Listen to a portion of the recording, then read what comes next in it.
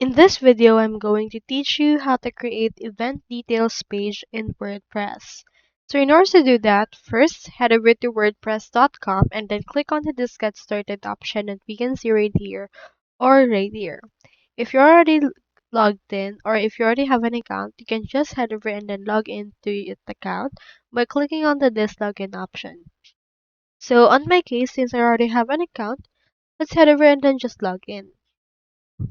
From in there, we can see the dashboard of our page.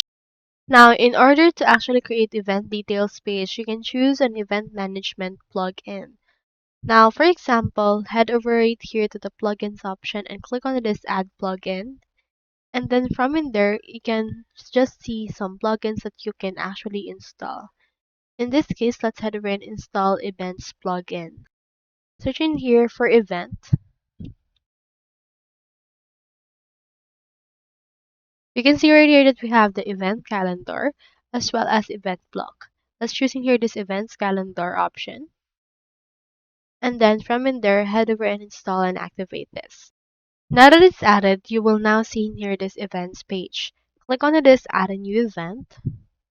And then from in there, head over and then create a new event that you wish to actually add. So you can set up your calendar or you can also skip this setup. Now in this, head over and then install event tickets if you would want to as well. So in here, create an event by clicking on this add new event option. You can also import event if you would want. Input right here the name of the event. So let's just name this concert.